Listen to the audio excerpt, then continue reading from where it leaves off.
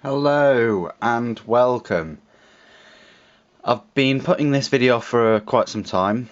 It is a review of the Leatherman Charge TTI. Okay, it's one of my favourite tools, so it's quite biased already. However, I think it's a very useful tool, and I just thought I'd do a review and see, give you some information about it, because it's all well and good looking at websites and seeing the tools and the supposed sizes and things of it. However, I think it's much more beneficial if you'd like to see a video. Anyway, that being said, I'm going to this is the box it would come in. Okay, very nice box. It's a lot better than, say, their their little cardboard boxes that things that tools come in. As you can see, there's like a foam insert here, and I think underneath it was the case and things like that, and the extra 8 tool bits that you get with it. Anyway, that's the box it came with. I opted for the all nylon sheath. I think they've got a few variations. I think you can get the nylon sheath, the nylon / leather, the full leather. Hey, it's personal preference. You can use leather. I mean, it's tough and durable, but for me, I just went for nylon, and I'm very happy with it. It can actually fit a few of my other tools in there. Okay, it's Velcro. A bit loud. Just a little point about the sheath. You have got a hole there, so if you were to deploy the tool, and the pliers could go face down, and you've got a hole there for the extra tool bit, Torx bit, and another elasticated hole. Overall, impressed with that. Nice sheath, the nylon one. So here's the tool itself, the Leatherman Charge TTI. I think the TTI stands for titanium. It's heavy. I won't lie. The specifications, while we're talking about weight, are it's closed. It's 4 inches. That's 10 centimeters. The blade length on it is 2.9 inches or 7.37 centimeters, and the weight of it is 8.2 ounces or 232 grams. So it's quite chunky, but I'm sure that's as light as they could make it. I don't know how much the titanium takes off it, but as you can see, this top bit is titanium, and the other side is titanium. But all of the gubbins, as you wear, is just the normal steel that Leatherman use. Now, why did I get this over, say, the Surge? Well, on Leatherman's website, it's described it as a full-size tool, so not actually a heavy-duty tool, but I wanted something that I could just carry around, put in my pocket or my belt, and take around and do most of the tasks that I would ask for it. It's got 19 tools on it, and I think it comes with about 8 bits for the little screwdriver, which I'll show you in a sec. So we'll just go through it. So we'll start with the tools on the outside. Okay, you've got this lovely one-hand opening S30V, very hard blade. Very nice grind to it. The edge grind on both sides rather than chisel ground. It's just a really nice blade. I've had to touch it up once, and I've used it for, well, you name it. It's just a really high quality, decent blade on that. If you don't want to carry another blade on you, that is perfect. That'll do the job. Okay. So what the other tool opposite that, we've got a saw. It's worth mentioning while we're opening these outside tools is that all 4 of them lock. See the little locking bar, like a Walker liner lock? They all lock, and you just push that down and close. Okay, and that's all of them: blade, the saw, and all the rest of it. So the saw, yeah, it's quite aggressive. You know, you're not going to chop down a sequoia with that, but yeah, it's decent. I don't think you would either, because I think they're protected. Anyway, you've got another kind of serrated blade here, ground on one side with the serrations, and you've got like a gut huck or fishing huck thing going on there. I think you could cut seat belts with that probably, because there is a serration inside it.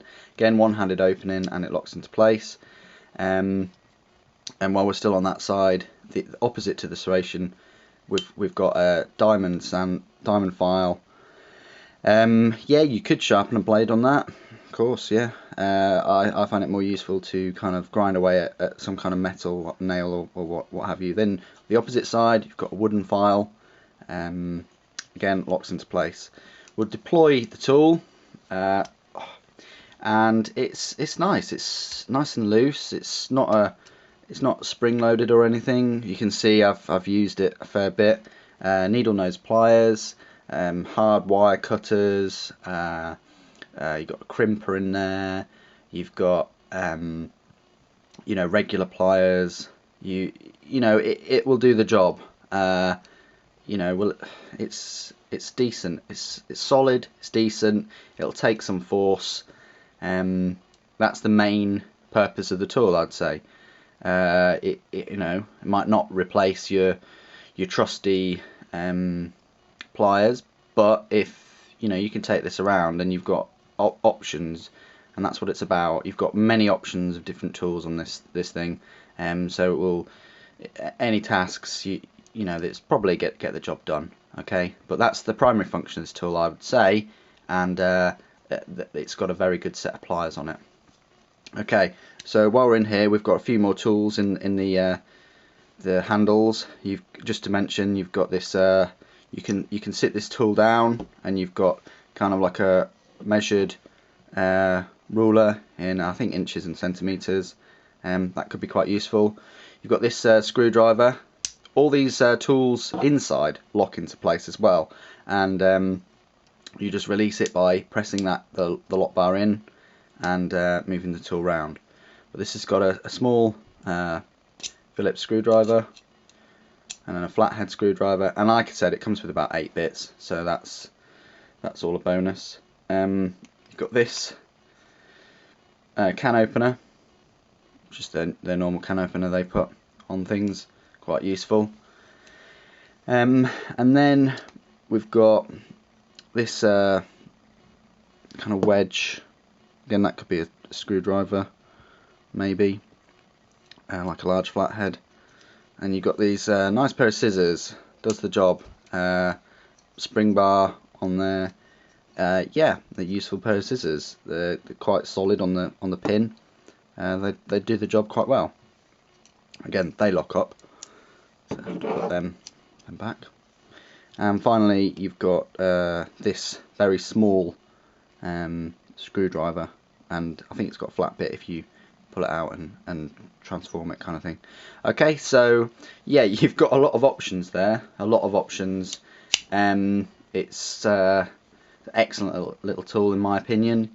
You can take it to any task, and it will, you know, it'll serve you well. The best features I can think of is that most of the tools, all of the tools, lock up, and it's got a very decent set of pliers. In the UK, this runs at about anything from 120 to 160 pounds. It's a lot of money, but you get a lot of tools for that price. And hey, if you're going to America anytime soon, you could probably pick yourself up one a lot cheaper. But hey, you know, it's a tool that will last you a long time. I think all Leatherman tools come with like a 25-year warranty, so that's excellent. Yeah, I'll probably do a part 2 and do some comparisons and just talk a little bit about it. But there you have it. Stay tuned for part 2. Hello and welcome to part 2. In this small clip, I'm just going to do some size comparisons. Main part of the review is in part 1. Go check it out if you've stumbled across this video. Okay, so we'll do a few comparisons first. So this is the Spyderco UK PK. Size comparison with that. It's a bit shorter than that. Do a blade comparison. So I mean it's tiny little bit longer, tiny bit longer than that. We'll do a comparison with the Tenacious.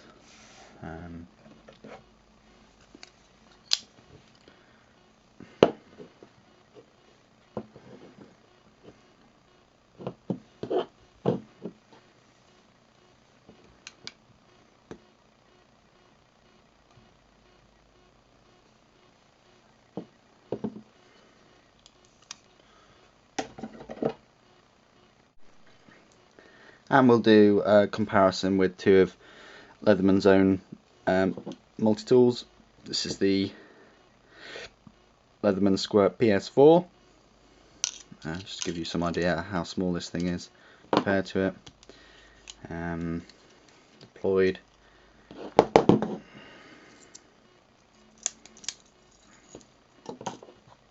Okay, gives you some idea. And finally, to a Leatherman Juice S2.